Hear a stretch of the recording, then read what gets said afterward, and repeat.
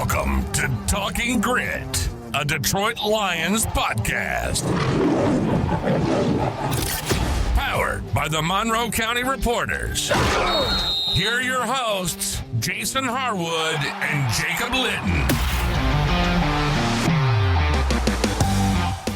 Welcome to Talking Grit. I'm Jason Harwood, and with me is Jacob Litton. We are here to preview the Week 3 matchup between the Detroit Lions and the Baltimore Ravens, the first time these teams have faced off since that 2023 butt-kicking. Ravens took it to the Lions at that time, 38-6. Jacob's already shaking his head. He's already reliving that moment. We thought we were a real team at that point, going 5-1 into that game, and Baltimore said, not so fast, young Lions. So it's a good learning moment. All the players got asked about it today, like ad nauseum. I think at one point Jared's like, you've asked me 5 questions about a game that happened 2 years ago. So I think he was getting tired of talking about it. But that's, we're all thinking it. And I know Dan Campbell's mentioned it. So, and by you shaking your head, I know you're still affected by it, Jacob. Oh, well, it was irritating, right? Took the win right out of us. 5-1. We, our first major test, we thought we were going to, show out and have a good game. And it was not a good game, in any sense. Everything could go wrong, did go wrong.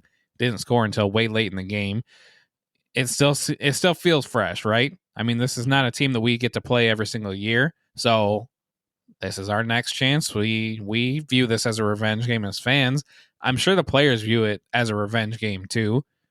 They have to want to take it to the Ravens. They're a good team. It's going to be a good game. You want to show out against teams like this. Exactly. It's probably annoying to keep answering it to the media. I get that. And, being hounded about it all the time. Half the team that's here now, well, not half, but a lot of the players that are here now were not here that last time anyway. So enough. The core was here and they remember it, and they'll, they're not going to, that didn't sit well with them. But I think honestly, like if you listen to what the players said, it's all about like, we thought we were a tough team. We went in there and we learned something that day. And I think the Lions will be ready to go into Baltimore and show that they're up to the challenge. We will have host of the Ravens Rundown, Joey Petersen, on shortly for our interview. You guys will really enjoy that. We really enjoyed talking to Joey. But before we talk all about that, Jacob and I, want to thank everyone that's been listening to this podcast. It's, been amazing. We're getting a lot of support. Show up on our live chat. It's so much fun talking to you guys on live chat and then doing the all 22 afterwards, which we will do on Tuesday next week. Like and subscribe on YouTube. Get the notifications. That way when we go live, you guys can get right on there. I appreciate it. If you guys want to put up a review on Spotify or Apple, we'd appreciate that too. But let's move on. Transactions, Jacob. What have the Lions done this week? We have an injury. Someone placed on the injury reserve. Why don't you update everybody? So, Shane Zylstra, tight end, put him on the reserve injured list. So, we don't really know the extent of his injury yet, correct? I mean, unless we've heard something recently that I missed, but we don't know exactly. So, as of right now, we're still treating it as maybe there's a chance he comes back at some point this year. Tough to lose him. We did sign Tristan Colon to the active roster from the practice squad. So he is taking Shane's spot on the active roster. We did sign tight end Ross Dwelly to the practice squad. So we got another tight end on the practice squad. We released Monty Rice, who was there for 19, I believe, special team snaps and 1 personal foul last game. And then, we released Monty Rice. So signed tight end Ross Dwelly. We also signed wide receiver / quarterback Malik Cunningham. And I think that one is kind of the bigger news story as far as the practice squad goes, because he's the one that used to play for the Ravens. He's the one that knows Lamar Jackson. He is presumably the practice squad quarterback. He's going to be the one running around mimicking what we might go up against Lamar. Yep. I thought that was my first thought. I was like, they're going to be calling him Lamar for the week. We didn't have anybody on the roster, especially with the quarterback talents, to have anything like Lamar with our legs and the arm. Not that Malik is that guy, but he's closer than what we had to give us some of the escapability and what the Lions line will be facing. Now, the Lions in the first 2 weeks have done a fairly good job, I would say, against Jordan Love and Caleb, keeping them inside the pocket. Lamar's a different animal. We all know that. I'm not saying they're equivalent. This will be a bigger challenge, and the Lions are trying to prepare themselves for that. I thought bringing up Tristan Colon was interesting on multiple fronts. First, it was like, okay, is Mahogany more seriously hurt? But Dan Campbell said that he had a brace, they said in practice, the beat writers, but he basically said Mahogany's going to be good. Now he could be pulled, they might have did Tristan just to have, just some added depth on there. Is he going to supplant Awasika and take over a guard spot? Tristan Colon obviously could play center, so that gives you some help in that area too. It's kind of hard to judge where Colon's at because he got injured, in the second preseason game and didn't do any other practice. Now he was upgraded, I think, to like the second team during that practice or during that preseason game. So that was a good sign for him there. But then, he didn't practice after that. So I don't have a good read on where he's standing with the team. Obviously, they're bringing him up for a reason. So. Yeah, I mean, any thoughts on that? Well, that's the story, is the versatility, right? The possibility of playing center. He can play both the guard positions. That just helps to have on the active roster, right? And like you said, he could take Awasika's spot, especially after that one rep that he had that was terrible, last week. So, yep. Maybe that's all it took for him to get a better look. Who knows? But yeah, definitely, helps during practice. Maybe if Mahogany isn't ready to go. Glasgow has been struggling as well. It's hard to say, right? Like you said, we only saw minimal from Colon, but do you think that there's any chance of him getting a starting spot? Or do you think that he is strictly just going to be there just to rotate situational? Or do you think he's special teams? For who are we talking about? For Colon. I mean, do you think that there's, like, based on injury or based on how things were going, do you think that there's any chance that he's getting meaningful reps with the line? Not unless there's an injury. So no, he's just, which we don't know about Mahogany. I mean, we've been told that he's fine, but I mean, yeah, that could last one series of the game. I mean, the Lion. I mean, they didn't leave. And I know it was the Bears, but the Bears line is not terrible, and they did have some havoc with the Vikings. So, but the Vikings line's messed up. So I don't know. I don't know how exactly. It's too early to like get a full read on the situation, but right. Jared Goff was hardly hit at all. And the only sack that he took was called back on a penalty. So he pretty much was clean that whole game. They played so much better that game. We'll obviously we'll know a little bit more playing Monday night, whether in a loud, visiting environment. We'll see if it's more like week 1 or week 2. I'm hoping it's closer to week 2, for obvious reasons. But we'll see. I like having Colon up here. I think that he's got experience. If say Graham got hurt, he has center experience. He's not going to be, thrust into a position that he's never been in before. So I'm okay. I like it from that angle. And I think that's probably why the Lions brought him up for that, just added insurance. Right. I mean, we hope anyway. We don't know exactly. We don't know what he's got left. Anyway, if we're moving on here, you want to get into the changes? What's different about the Ravens this year? Yeah. So, we're not going to do every single change, but the big ones are DeAndre Hopkins, wide receiver. Was it week 1 that he had that awesome? Yeah, it was against the Bills, right? He had a really, really nice touchdown catch. He could still do it. I mean, he's not the DeAndre Hopkins of old, but if you're not on him, he'll make you look silly. A guy that we're very familiar with, cornerback Jair Alexander. I don't know how much I looked at the snaps. He's not PFF rated, as far as like he must not have enough snaps overall to be rated as a cornerback, but his rating is very poor, like 26 or 28 grade. Yes, so he actually was a healthy scratch last week. I don't know if you knew that, but they did not play him last week. Oh, I did not know that. Yeah. Okay. So that's interesting too. They bring him on. You think, okay, he might really help the defense, and he's already a healthy scratch, which he has an injury history and everything. But to see that he's fully healthy, I guess he got extensive work in the pregame, and then they decided that he wasn't going to play last week. So, wow, right, interesting. Well, yep. Well, his PFF grade, maybe we want him to play on Monday. Right, we'll see. Right. As far as like their draft picks that they added, Malachi Starks, round 1. Jacob and I, that was a player that we both liked. Mike Green, another player that Jacob and I, even thought at the end of round 1 might be a possibility. It's probably some, off the field stuff might have taking him off the Lions board. We don't know about that. Then they have Buchanan in round 4, linebacker, and then a kicker in round 6. And the only reason we're mentioning that is because Justin Tucker, all this off the field stuff, although he did not have a very good season last year. It was not very Justin Tucker like. Whether that was the off the field stuff, I don't know. So I don't know if you even put that as a key loss, just because he had a terrible season last year. But Tyler Loop, kicker, was brought in to replace him. Who did they lose, Jacob? Yeah, so the losses, it was weird going through the losses because none of them felt like losses, right? So, I mean, I guess you would just consider these subtractions. So, kicker Justin Tucker, you already just said. I did put him on here, but, he was not playing well, right? I mean, without the off-the-field stuff, they might have been able to move on from him with his contract and everything anyway. Cornerback Tre'Davious White, guard Patrick McCarry, and then safety Marcus Williams. These are all people that the Ravens willingly moved on from and let them go to other teams and let them go on. I don't think that they're viewing that much as losses. I think they feel like they upgraded. And all those draft picks that we just mentioned are all starters, or all starting. I guess Mike Green maybe not considered a starter just yet, but I mean, they're all playing meaningful reps right away. Well, the Ravens will do that. They're going to get the most out of their draft picks. They're going to develop them for a couple of years, and they're going to be high-end players.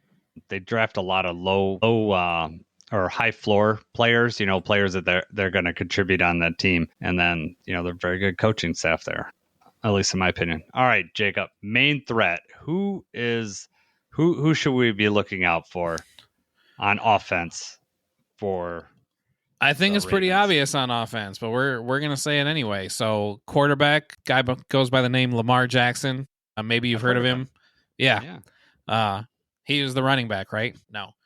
Quarterback Lamar Jackson. He could be on a lot famously, of teams, I'm sure. Right. Famously, when he was coming out, had teams tell him that he couldn't play quarterback, that he should run. But anyway, quarterback Lamar Jackson, he's currently ranked number 16 according to Pro Football Focus, but NFL Top 100, he was voted the number 2 overall player.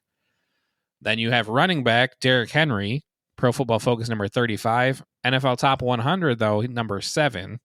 And then wide receiver Zay Flowers, who's really been coming on, really been successful so far in the short season. He's rated number 3 in Pro Football Focus of all receivers right now. So, definitely have some good offensive weapons on this team. Why don't you tell them about the defense? Yeah, defense. We're going to start with Kyle Hamilton. Number 1 rated safety on PFF. Number 51 overall in the NFL Top 100. We have a guy on our team, Brian Branch, that's just like him.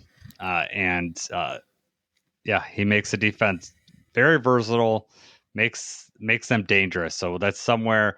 I know that they asked Jared Goff today, do you have to know where Kyle Hamilton is? Yeah, you have to know. And he, have to know where he's on the field. And then after post snap, you have to know where he's moved to, because he's just that much of a weapon. Another guy that's dangerous is their linebacker Roquan Smith, obviously former Bear. He's a 6th rated safety on PFF in the top 100, number 40. This is a guy that I'm always watching out for, Roquan Smith.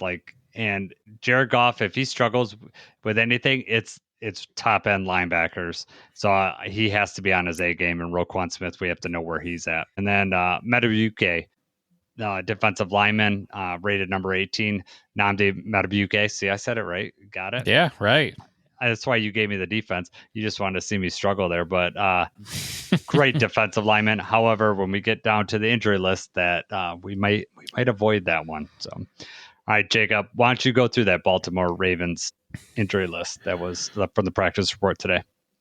All right. So today on Thursday, this is the most current injury report that we have for the Ravens. So Nate Wiggins, cornerback, did not practice. Kyle Van Noy, linebacker, did not practice. Fullback Patrick Ricard did not practice. Madubuike, defensive tackle, did not practice. All 4 of those are starters, right? So none of them started. It's also kind of up in the air, not looking good for most of them from the reports that we've seen. So there's still an outside chance, but we may not see any of these guys. Tight end Isaiah Likely got in a limited practice. He did not play last week, but they're thinking that he's looking up possibly. Cornerback Marlon Humphrey showed up on the report, but he got in a full practice. So, potentially missing 4 starters from not all defense. Most of them are defenders, though. So not good if you're a Ravens fan, if you're, wanting to have your best team out there. Yep. What do we got for the Lions? Why don't you go through ours? All righty.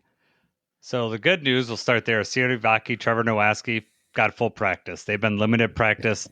Well, no practice first week, limited practice last week, full practice for both of them this week. So it's looking good for them to make their season debuts this week. Kirby Joseph, who's been dealing with a knee problem all the way into training camp, was limited practice. That did not practice. Oh, actually, I'm sorry. They late added a limited. That was DJ Reed, and that was after the initial report come out. They came back and said DJ Reed was actually limited because of a knee injury. So we don't know much about that. I don't know when we're talking to Dan next. It may be tomorrow. I'm sure that'll get asked, so we'll have to pay close attention to that. Taylor Decker did not practice, same shoulder injury, did not practice at all last week. This may be more just getting him, some rest. That's what I'm suspecting. Jack Campbell also dealing with an ankle injury, did not practice last week on the Wednesday practice, the very first practice of the week. So I think they're just giving him, I'm hoping that it's just a matter of rest. Well, no. The other one that everyone's keeping their eye on is Marcus Davenport. It's marked as a chest injury, and he did not practice. Dan was asked about his injury today, and they said they're still waiting on some doctor's reports. He hasn't been moved to IR or anything like that. Even Hutch talked a little bit about it during his presser today, saying that, he's dealing with something. They don't know how long he's going to be out for. So I don't know if he's going to be showing up in this game. We're hoping that it's not longer.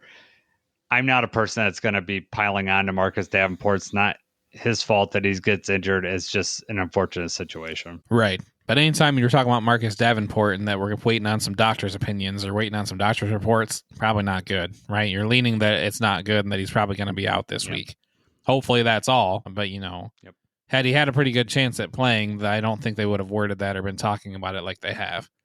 So I would say we're probably leaning against saying Marcus Davenport, but we hope that Campbell and Decker both maybe taking this as a rest day or some extra precaution towards Monday night, because those are significant losses. I will say that I feel very comfortable with Al-Quadin Muhammad moving into the Davenport spot. He's been playing well. Let's give him some more reps and see how he can. I don't like, dipping into our depth like that. I like to keep fresh rotation, but I do feel comfortable putting Muhammad out there in Davenport's spot. I would agree with that. It's not the same as when you had to put Muhammad out there for Hutch. Yeah, it's a little downgrade, right? So, all right. Well, I think it's time to move on to our interview with Joey Petersen. We'll drop that now, and we'll see you guys on the flip side. Let's welcome Joey Petersen to the show, content creator, analyst, and host of the Ravens Rundown for Chat Sports. Thank you, Joey, for coming on. Of course. Happy to be here, man. Going to be a fun game on Monday. It's going to be a really good game. I'm stressed. Got to wait all the way till Monday, just like for this big game. But we're the only one on. No double Monday night crap. It'll be just these two great teams playing. Yeah, you only do double Monday nights when you got the Texans, Bucks, Raiders, and Chargers playing. You don't do that for two teams that are going to win 13 to 15 games this year. That's for sure. It's not fair to the other game if you were to do a second one on Monday night, because everybody's going to be tuned into this anyway. Mm-hmm. Yeah. So before we came on, you just kind of gave us your background. Why don't you let our listeners know your background, like how long you've been covering the Ravens and anything else you'd like to share? Yeah. So moved to Dallas last May to work for Chat Sports and started as a producer for the Ravens Rundown, did that for a couple of months, and then took over as host in August of 2024. So this is my 13th month covering them as the host. I've been with the team for about 15, 16 months. And so, man, video every day on the channel. Most days, two videos a day, live shows for every single game. So I have been in the thick of it with Baltimore Ravens football for the last 13 months or so. And it's been awesome, man. Lots of highs, a couple of lows as well, for sure. But for the most part, it's been a blast getting to cover them. Definitely more highs than lows when it comes to covering the Ravens, I imagine, especially for the last year. Yeah, way more highs, but that playoff, that extra point drop by Mark Andrews, that was a big low for sure. Yeah. Well, in week one, I mean, they're up pretty big, and then it just all fell apart at the end there. That's it was one of those deals where you're watching it in real time and you're like, there's no way this is actually going to happen, right? And then just it starts to pile one after the other, one thing after the other, and you're sitting there at the end of the night going, wow, I cannot believe that they actually just did that. But I got a feeling we'll play the Bills again some point this year, some point in the postseason, so that's going to be hopefully a fun rematch. Yeah, no, for sure. I mean, it's unfair that you guys had to play them in week 1. That seems like a later in the season type deal where, both teams have got their identity. They, they're, past the week 1 mistakes and penalties and all that stuff. And, it builds up. But, we had to face the Packers week 1, and that wasn't fun either. So I get it. Yeah, we're both two teams lost tough ones week 1 against really good teams, and then did what you're supposed to do week 2 against those teams. So on to the next, that's for sure. Yeah.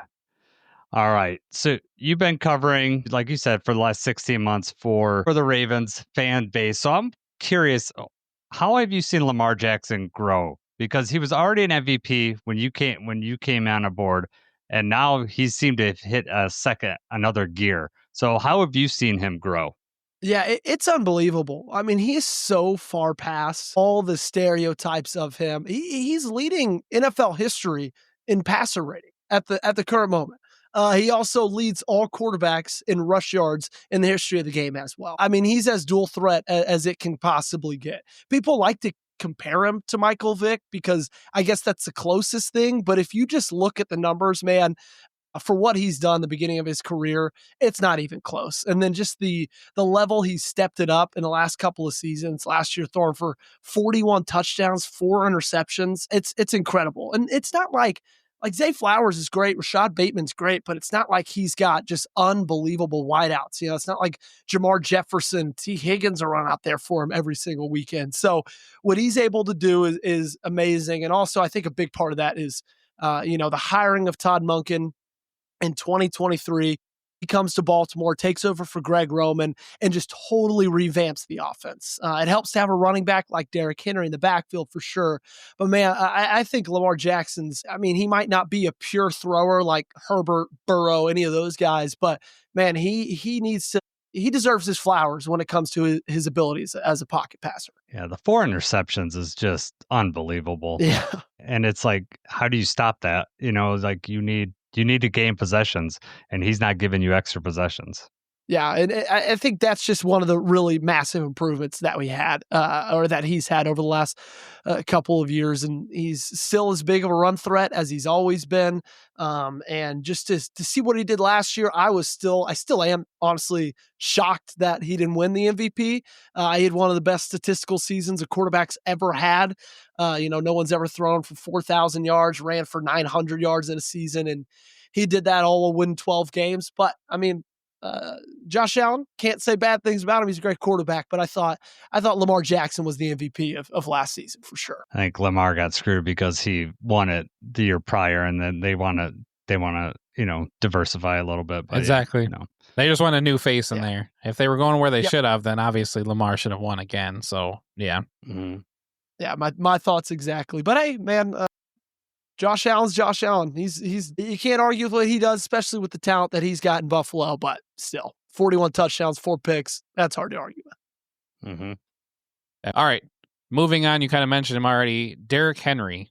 So does he age? He's still as effective as he was before, but how did the Browns slow him down last week? What was the trick there? Because that was kind of a surprise. It was a big surprise. I think Jim Schwartz just went into that game saying, hey, look, we are going to sell out everything to stop them from running this football. And they were saying, you know what? We'll put it in Lamar's hands. If he can beat us with his arm, he can beat us with his arm, right? Because they knew, obviously, they're outmatched, they're outmanned. So they got to take away one thing. And so I think they just really sold out to take away the run. Also, Baltimore's offensive line, it's got its deficiencies for sure. Obviously, Tyler Linderbaum's great. I love the tackles, Ronnie Stanley and Roger Rosengarten, but those 2 interior guards, especially with Daniel Falele on that right spot and even Andrew Voorhees at that left guard spot, they could be taken advantage of. And so that's one thing, Cleveland doesn't do a lot well. They got a good front 4. And so all credit to them with the players they've got up there, obviously Myles Garrett being the best of them all. And so I just think that's really what it was. I think Jim Schwartz came into that game saying, we will not let Derrick Henry beat us. And they didn't. And credit to them, because I hadn't seen him get stopped like that in a Baltimore Ravens uniform yet. But 23 yards, 11 carries, both of those lows since his time at Baltimore. Yeah. All right. And they hung in there for a while, though. I mean, like, it was working, right? So, I mean, it was a close game at halftime. It was like, okay, what is going on?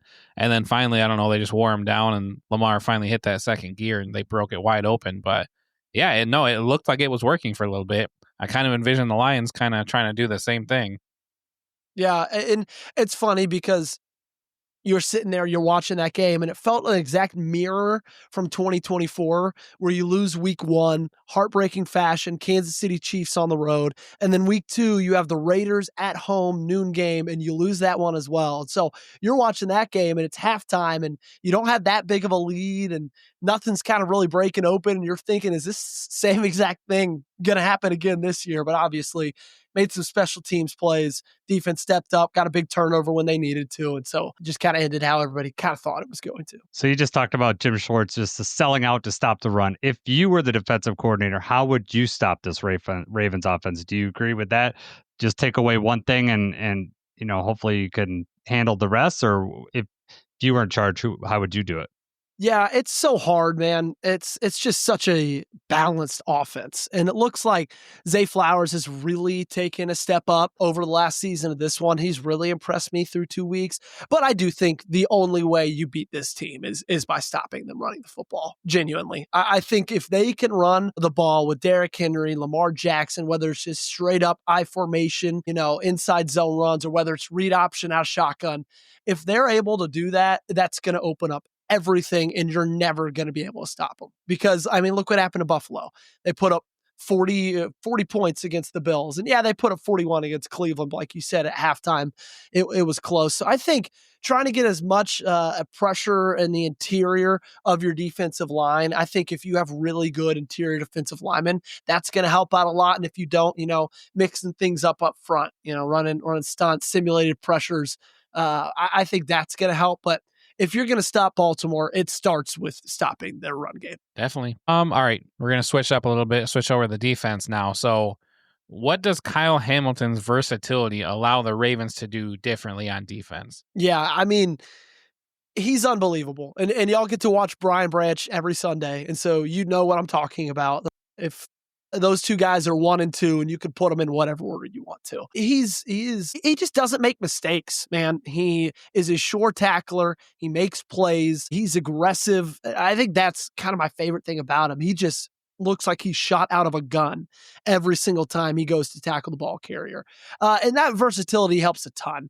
Helps a ton in the run defense, pass game as well. I like the cornerback situation for Baltimore, but I don't love it. And so I think being able to have him on the back end and be a little safety net, I think is huge. But then also the ability for him to play nickel if he needs to. I mean, he can rush the passer off the edge if he needs to. I've seen him do that a multitude of times. And I just sit there and I imagine, where this defense would be without Kyle Hamilton. And to me, he's like almost as important as Lamar is to the offense. People like to call Roquan Smith the quarterback of the defense, and he is, because obviously he's the green dot, he's the middle linebacker. But this thing runs with Kyle Hamilton. Roquan Smith would be decently replaceable. You can't replace everything that Kyle Hamilton does. I like the comparison to Branch. I've heard that before, and it's from what I see, it's a pretty good. I mean, Kyle Hampton's a lot bigger than Brian Branch, but as far as like the ability to cover, I mean, when you have a safety that can cover like any other cornerback, it gives you so much versatility. Yeah, it's if I was ranking the 3 best players on the Ravens team, I'd go Lamar 1, Kyle 2, and then Derrick 3. I think he's that important to this group. Nice. Let's move over to your other safety, Malachi Starks. So that was someone that Jacob and I liked it coming out in the draft. So what's your impressions of him so far, like through camp and up through 2 weeks, the first 2 weeks of the season? I think it's hard. He got really thrown into I don't want to say a tough spot, but a spot I don't think they were planning on him to be thrown into as a rookie. They drafted him. They loved him. Everything I heard all the draft process was Malachi. And so I knew for a fact if he was there at 27, they were going to take him. And so that wasn't surprising at all. They take him in April, and then 2.5 weeks later, Ardarius Washington tears his Achilles. And Ardarius, in my opinion, was the big reason for the turnaround in the secondary from last season. The first 11 weeks of the season, I mean, this team couldn't stop a nosebleed. Then Marcus Williams gets on the bench. Ardarius moves up to a starting role next to Kyle Hamilton in the safety room, and really things started to turn around. And so I think the plan going into it was, hey, let's move Ardarius down to nickel, but also have him, be flexible, give him some reps at the free safety spot as well. And Malachi, I think it was going to be a little bit more of a wade into type approach, where he's not the full-fledged starter come week one. Well, Ardarius goes down. Malachi now then takes that role.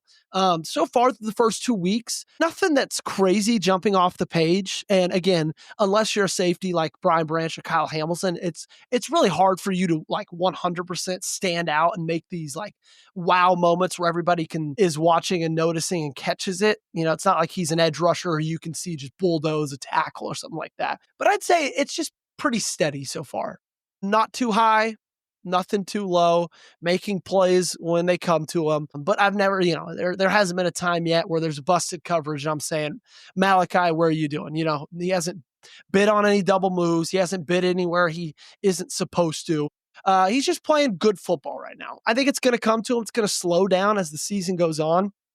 I know he's just a really smart player, has great intangibles as well. So I've got a lot of hope for him in this future. But so far, through 2 weeks, he's looking fine, looking like a good football player. And I definitely see the potential there. So I want to, sorry, Jacob, I just want to, the draft made me, when you mentioned the draft, you knew that they were going to take Starks, just from the chatter. And I think that the Ravens have a specific type that they go after. And just like the Lions, now that they're, since Dan Campbell, Brad Holmes, everyone knows that they have a specific type too.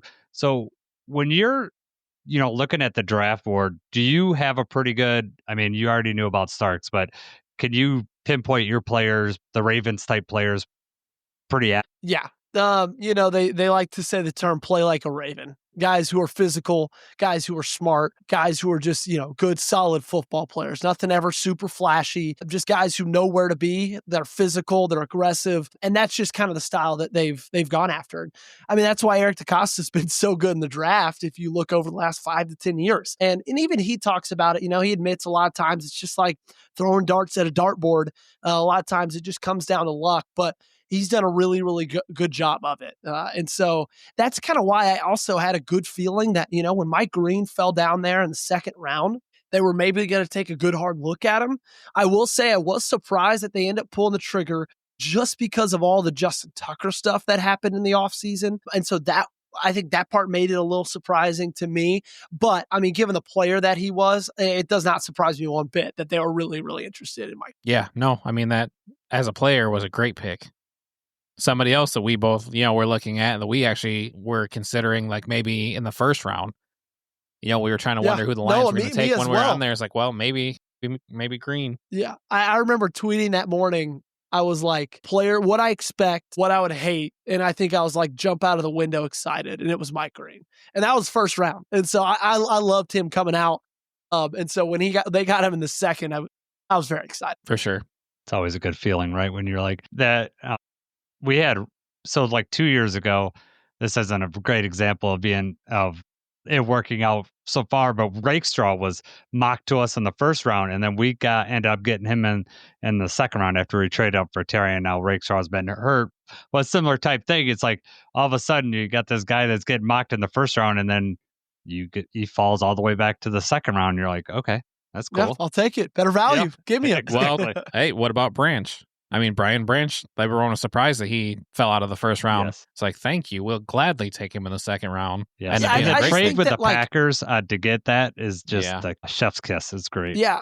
And I think Brian Branch and honestly, Malachi Starks are very, very similar type players in a sense. Nothing that athletically is just going to jump off the page and grab you. You know, their RAS scores weren't anything crazy. They don't have Nick Emanwari speed, Nick Emanwari size, but at the end of the day, they know where to be, they know how to play, and they're aggressive, they're physical, they're good football players. All you have to do for Brian Branch is to show that fumble he created on Sunday with the Bears, where it just like he knew it was a run shot out of a missile, and you could throw all the RAS scores out or whatever because his brain got him there faster than, you know, like that's worth 0.2 of on a 40 time. That takes 0.2 of it out of there because, you know, he was there before the other his teammates knew what was coming.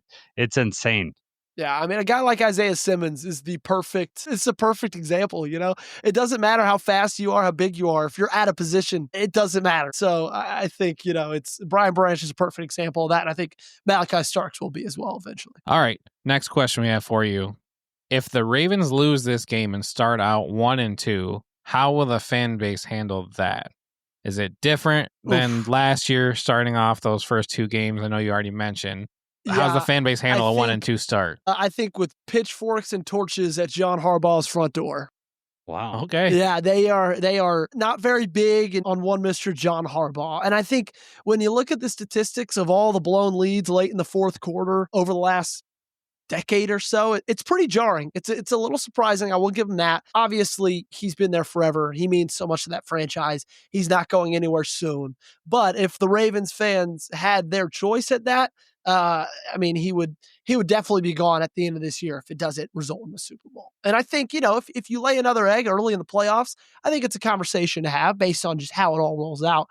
But yeah, if you lose to the Lions at home, Monday Night Football, yeah, they're going to think, you know, it's a great football team. It's a team that won 15 games last season. It's a team that's going to get to the playoffs again. John Harbaugh is definitely going to hear a lot of it.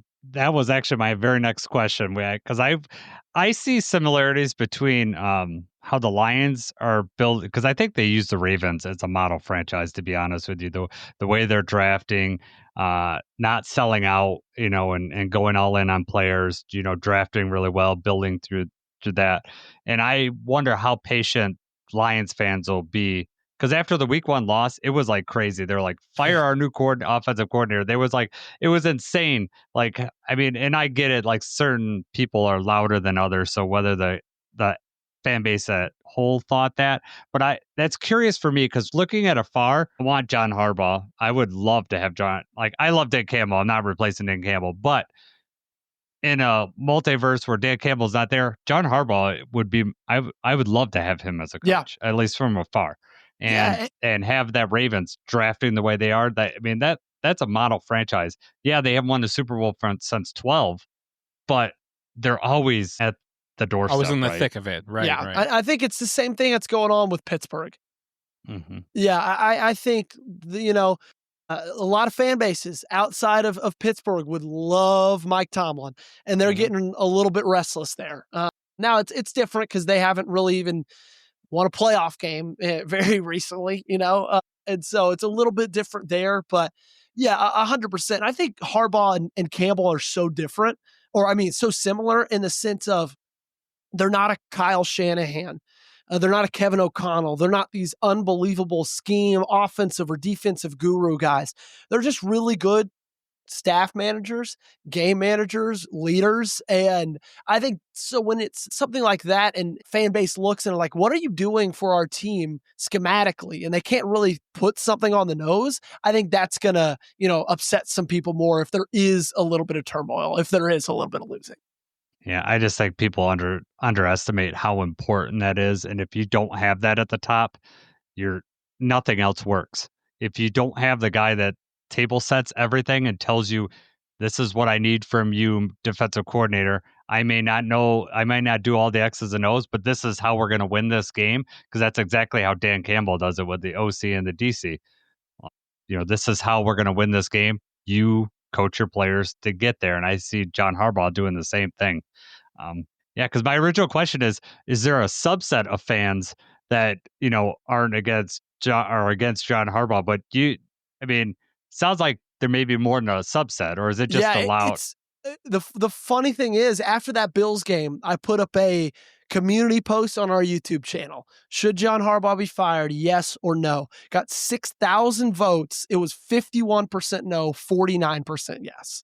And so it is Crazy. pretty much split right down the middle. Yeah. This is the kind of stuff that it's really nice to have someone like you on the show that, is in tune with the fan base, because, look from afar, I would never guess that. I would, and maybe it's just like the same thing from afar. People think Dan Campbell's some meathead that, he's lucky and he only was good because he had Ben Johnson and Aaron Glenn, and they don't, they're not in tune with the team and realize all what they do. But yeah, all right. It's good info. I mean, they're sick of just being good. They want to be great, Well, that's something that we had talked about like in the offseason too, and the players have talked about. Like, we've been there. We've gotten to the we've gotten to the NFC championship game. We need to get over that hump. We've been good, steady. We want to be great. We want to get it done.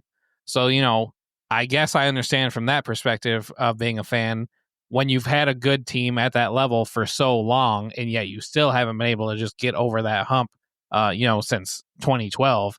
I mean, I guess they're being spoiled by being good consistently, but that is, I guess something that fans want. You got to win or, make a move. Which I don't necessarily agree with, but I do see why a lot of people feel that way. Yes, it's fun in the regular season, but when you're always losing. Sorry, go ahead. Yeah, when you have a two-time MVP, Hall of Fame future quarterback, a lot of people just feel like you're wasting that away. A lot of people are just like, hey, these are Lamar's prime years. He's about to be, he's getting up there, about to be 30 at some point decently soon. And so I think that is a little bit of it as well. They feel like the clock is ticking on their Super Bowl window because Lamar, he's only going to get older. All right. Before we take off here, Joey, we ask everyone to give a prediction. Now, it doesn't have to be the result of the game. It could be anything that you feel comfortable saying with any degree of certainty. This is what's going to happen in this game. It can be the result, but anything in between. Could be a player stat, could be over under, could be anything. Yeah, I'll have to ask my wife out there, but if I could take all of our savings out and put it on the over, I think I would. I think this is going to be a high scoring ball game. I have faith in Baltimore's defense at some point in this season. I like Zach Orr. I like the personnel that they have. I just don't like it yet. I think it's just going to have to grow a little bit like last year. It took them 10 weeks to kind of get in shape on the defensive side of the football. I think that same thing's going to be said this year. And I think both of us, have defenses that can be had a little bit, can put some points on. And both of us just have explosive offenses, elite playmakers on, the running back position, the wide receiver room, and the tight end room, just so stacked offensively that I see this truly being a very high scoring ball game. I don't know if you guys share that same sentiment. Jacob for sure does. I do too. But I've seen it so many times where you're just expecting this shootout, and then whatever happens, both teams do, 12 play run drives, and they both get one drive each in the first quarter. And there's so much that could happen. But yeah, I don't know if I'd be risking my whole savings. You're younger than me, so maybe that's not much. Yeah. Okay. All right. I'm not going to ask how much, but okay, I wouldn't be doing it. But I just want to let you know that Jacob is on your side. But last week he also said the Lions game was going to go on the under, and the Lions scored 52. Yeah. Hey, I thought last weekend going into the Tennessee-Georgia game, which I was very invested in, obviously being a Tennessee alum, I felt under all the way. And they put up 85 combined points, so I could not have been more wrong. Right. I know you hated the result of that game, but that was a fun game to watch. It was a great football game. But yeah, obviously brutal but it was electric, that's for sure. Yeah. All right. Why don't you tell everybody where they could find you, and if you got any more content dealing with this matchup, where they could find that too. Yeah, of course. You can find me on YouTube at the Ravens Rundown by Chat Sports. Again, I got my preview out earlier this week. I'll have stuff going out as we get closer to game time. I'll be live for the football game, starting about an hour before pregame, tailgate build up, and live doing play-by-play through it all. So If you want a fun environment to come watch it in, if you want to trash talk some Ravens fans, feel free to come hit us up. And then you can get me on Twitter at Joey Petersen 8. And we appreciate you guys. Thanks for having me on. Yeah. So you heard him. So when we're up at halftime and you want to, throw it in some Ravens fans, because 2 years ago, the Ravens took it to the Lions, and we're looking at this as a revenge game. Take it out on Joey. He's a nice kid. Hopefully he didn't put his savings all on the line. And yeah. All right, Joey. Thank you so much for joining us. We really appreciate the time and the expertise you gave us. Of course. Thanks, guys, for having me. All right. We are back. That was a great interview with Joey. Thanks again for being on. Hope you guys enjoyed that. I know that I and Jacob really enjoyed talking to him. All right, this is it, Jacob. This is a big matchup here. So what is we're going to get into the keys to victory. What is your first key to victory? So we kind of talked about it with Joey, but my first one, my biggest one, is just to take Derrick Henry out of the game. I think that's just going to be a big key. Seeing the Browns do a good job of shutting down Derrick Henry and stalling the Ravens, it was a 10-3 game at halftime. It was 10-20 at the start of the fourth quarter. I mean, I know that the final score was like 41-10 or something like that. So if you weren't in tune with what was going on, maybe you thought that it was just a straight blowaway, but it wasn't. And it kind of made me wonder if, that foot injury or whatever Lamar was dealing with, if that's not something that they're still dealing with, that they're just trying not to put out there, because he did not scramble. He did not have very many rushes last week. They let him throw the ball. And I mean, that's what I want to happen. I want to take Derrick Henry out of the game, limit the rushing attack, just take it away, and then make him throw, make Lamar throw. Maybe we'll create a turnover or something like that. He's still dangerous throwing the ball, but I just think if we make them one-dimensional, I like our chances. And I think that our line is, obviously just as good as the Browns line. I think our linebackers are better than the linebackers the Browns have. And I like our defensive backs better than Cleveland. And we have a better offense. So, I mean, if we do limit them, I don't think it'd be, 10-3 for us. We're going to be able to put points on the board too. So I think that starts there. The big one is just take Henry out. Okay. I like it. Might be easier said than done, but I do. The Browns, well, of course, but let's hopefully Lions can do it. Yeah. All right. What do you got? All right. Mine is we got to win the red zone battle. Okay.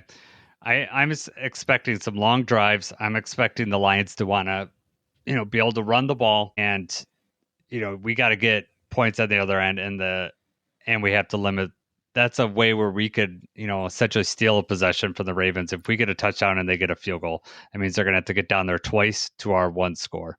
So, I'm not expecting us to stop them every time they get in the red zone, but we need to win that. We need to score more touchdowns than they do when we get into the red zone. Agreed. Next one I have is just, all right.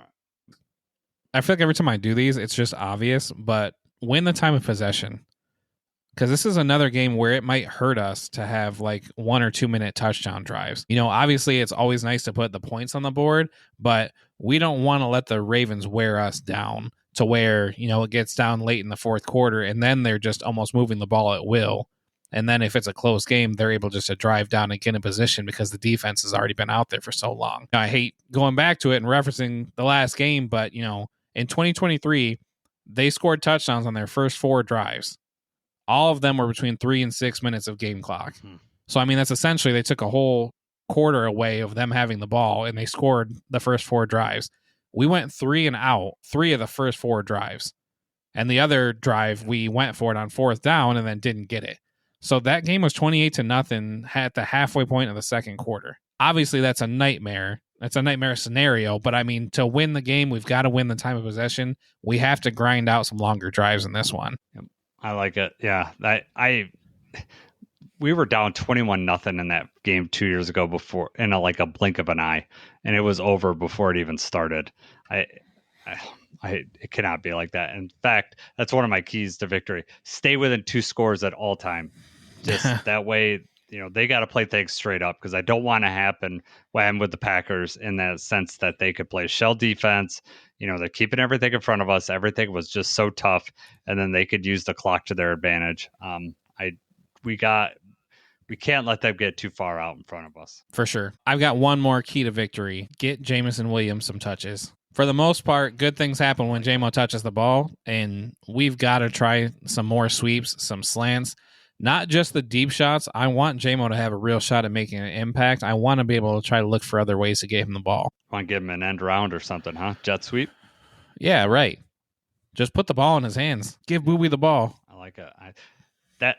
That is exciting football when you give it to your fastest player. So, yeah, I'm all about that. My last one is we have to steal a possession, and that's either through a turnover, some turnover on downs, forcing them give after fourth down, or a big third down stop, on their side of the field so that, they're going to have to punt.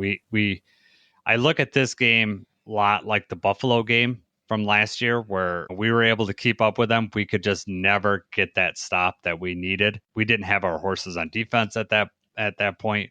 We do now. And I think we have the firepower to get that stop. And if you look at the first two opening drives of the Packers game and then also the Bears game, we had both those teams in 3rd and long, and we let them off the hook. We cannot do that versus the Ravens. If we get a 3rd and 9, we need to shut them down. That's what I see happening. So we got to get an extra possession here or there. And even maybe it's a Dan Campbell call where he goes for it in a risky situation, and we get an extra possession on offense because of that. That may be true too. Yeah, no, agreed. The Ravens were atrocious on 3rd down against the Browns. I don't know if you saw that. They were 3 for 12 on 3rd down. That was a big story between them last week too. They just were not able to get it going. For whatever reason, the Browns were just, their kryptonite for the first 3 quarters. Yeah. I mean, it is a division game, and we know how a lot. I mean, true. Sometimes they're closer than they need to be, and you look from the outside, and you're like, how well they see each other so often. Now, I didn't think that the Browns would have enough firepower. I mean, they certainly don't offensively to keep up with the Ravens, but I didn't even think defensively they do have a decent line. I mean, obviously Myles Garrett is more than decent, but the rest of it all as a whole, it's probably an above average line. They got good cornerbacks, but to be able to do what they did, it's encouraging for us. Like I feel like we could be able to have a chance here. So a couple things I want, these are not keys to victory, but just things to look out for. So our rush defense that the Lions pride themselves off, that we are the 7th lowest rated when it comes to explosive run plays. And when Jacob and I looked at the all 22 from the last video, it's the linebackers are just not containing. They're taking the wrong gaps a lot of times. So our linebackers really need to play better in this game, especially when you got Derrick Henry, because you let Derrick Henry get to the outside. Good night. I mean, we can't afford that. I also think some of that, to a certain extent, was play calling. Like maybe they're not hitting the hole where they're supposed to, but there's certain, exotic looking blitzes or stunts or different things that they're doing. And it's like, okay, well, you know what? That's a cool little stunt there. But now they've got a run play going the other direction. And you've got one chance to get them, and we're late getting over there. And I feel like that's just kind of the perfect storm where it's only happened a handful of times, but that's where you get burnt. And you're right. You cannot do that this week. No. And we had mentioned him earlier, Al-Qadim Muhammad. I really want to see what he's going to do with more snaps. Currently in PFF, he is the 12th rated edge player overall. Hutch is 15th, so he's actually rated ahead of Hutch. So I want to see what this guy does with more snaps. And I'm pretty sure even if Davenport's in there, Dan Campbell said we got to get this guy on the field more. So I really want to see what he does. Yeah. For sure. It is time for the Roar Alert. This is the player that we think is going to make some noise for the Lions this weekend. Jacob, I'm going to let you go first. Who do you think is going to make some noise? All right. My Roar Alert for this week is going to be Gibbs. So it's almost too safe of a pick because he's always hitting a juke or doing something noteworthy or something to keep us talking. But he scored his first touchdown against the Ravens a few seasons ago. So I think that, plus, it's just a big-time game, prime time, everything. I just think Gibbs is going to go off. All right. I kind of have two because I was afraid. My first one is very subjective. So my first one is Dan Campbell. Something he's going to do, a call he's going to make, his aggressiveness is going to propel the Lions towards victory at some point. Now, we may not see that, so that's why I'm saying it's subjective, because it might not be as obvious as going for it on fourth down or, doing some sort of crazy play. but I just think that he's going to have this team in position to win. My second one is, and this is more objective because you'll be able to know if I'm right or not. A cornerback, so not our safeties, our cornerback is going to get a pick in this game. It's going to be some sort of tip pass. We are going to play more zone in this than what the Lions usually play. So that means the cornerbacks are going to have their eyes on Lamar.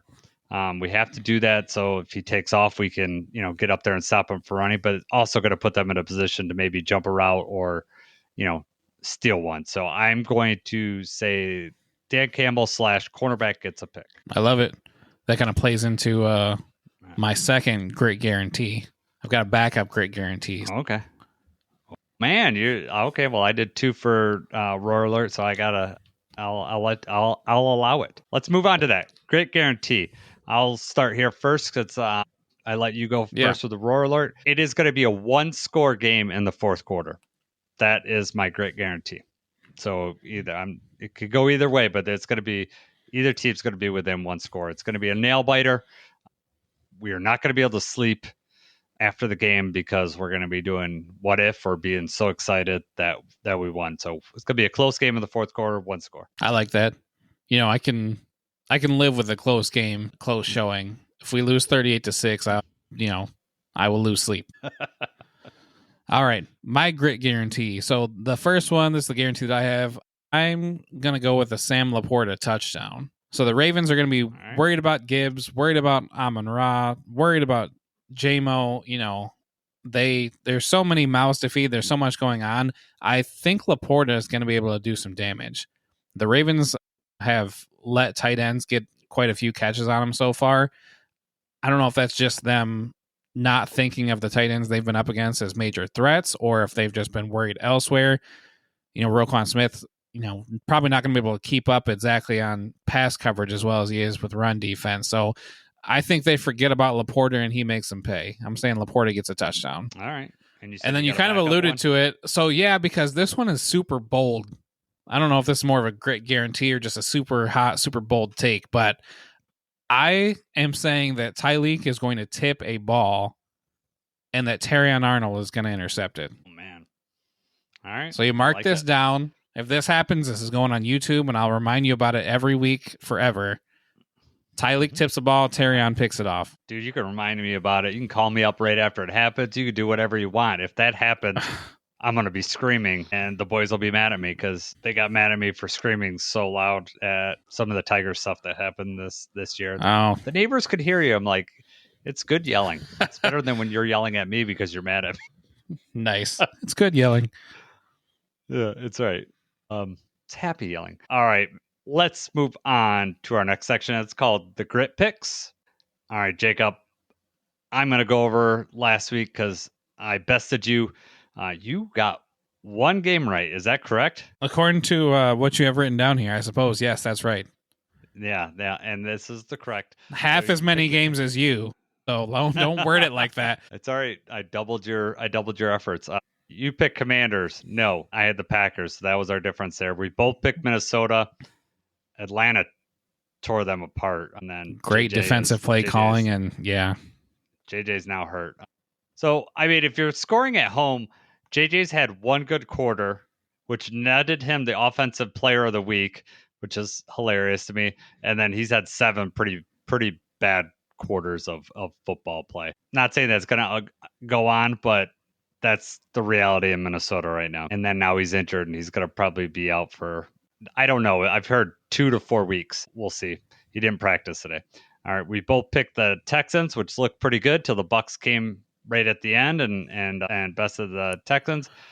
And both of us picked the Chargers, and the Chargers pretty much had control of that game the whole time. The Raiders really didn't put too much of a fight up that night. Let's move on to this week. So obviously we're recording this on Thursday night. There's a game currently in my corner that's probably closer than both of us thought at this point. But objectively, who did you pick, Jacob, for Buffalo, Miami before you see the score?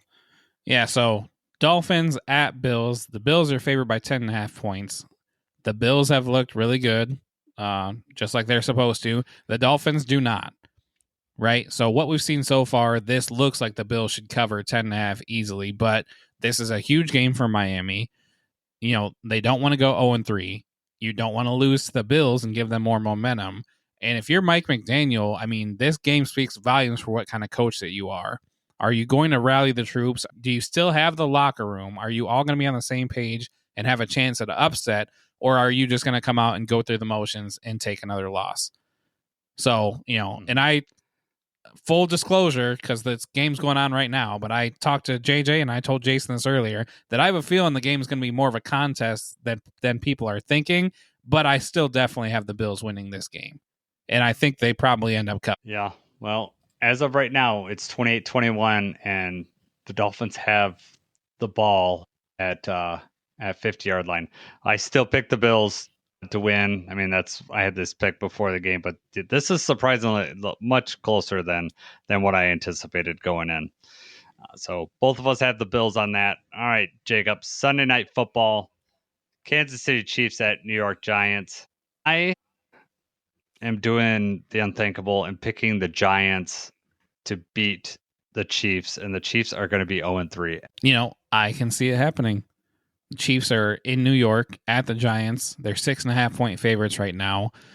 Everyone in Kansas City knows how bad they need a win right now. But the Giants are also 0-2. They're at home. It's going to be a fight. I think KC they obviously have better coaching and they have a better roster. I think that the Chiefs are still going to get it done. But I will say that the key to this is going to be the Chiefs' offensive line. Can they slow down the Giants' defensive line? The Giants' line is good. The Chiefs' offensive line has not been. So if the Giants are in their face and if they're pressuring Mahomes and Mahomes can't do anything, it's going to be a long night for them. It's probably going to be a low-scoring, just embarrassing game for the Chiefs. But I am still picking the Chiefs to win. All right. We'll see. That's difference maker. All right.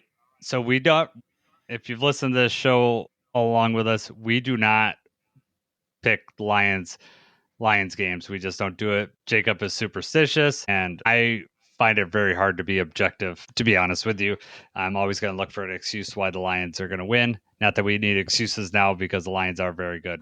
But what I've come up with is an over-under for this game. And I didn't want to pick the over-under of the actual game because I think we both think it's going to be the over. So what I actually come up with is over-under on Isaac Tesla's catches. And I have it set at 1.5, Jacob. Will Tesla get double hit? Will he get 2 or more catches in this game? Will he tie his season total in this one game? That's a really good. Yeah. That's a really good number. I don't know if that's what the betting line is at, because I think that's fair. But I think they're increasing his workload every week. Whether that equates to more catches, I don't know. I do think that he probably is going to get maybe 3 to 4 targets in this game. I'm hoping that he gets several targets, especially if it's an offensive blowout or an offensive output. If it's high scoring, I'm going to say over. I'm going to say he gets 2 catches. What do you got, though? What are you thinking when you made this? Oh, man. I want to say over because I like him so much. I'm going to say under, but it would not surprise me I'm just going to say under just to be different. But I'll be rooting for the over hardcore. And if he gets it, I'll be glad that you won this round. But right. I like this kid, but this is a huge game. If he gets 2 catches or more in this game, and we trust him, on Monday Night Football on the road, then it shows me that how much we're going to trust this kid moving forward. I don't know. Did you see Scotty Montgomery's interview today when they asked him about Tesla? I did not see it today. It was interesting. He's like, I want to start seeing him catch it with 2 hands. Yeah, right. I've seen him catch it with 1, but he needs to get 2 hands in there. But he said that, they're pretty amazing catches. Absolutely. All right, Jacob. I think it's time. I want to watch the rest of this Thursday Night Football game. So I'm looking forward to a good game on Monday Night Football. I know that you are too. Is there anything you got before we take off here? No, man, I'm ready for it. I'm just hoping for a competitive game. I'm hoping we take it to them. I have a feeling it's going to be. So I'm excited. So I think there's just one thing left to say. He's Jacob. I'm Jason. And let's go Lions.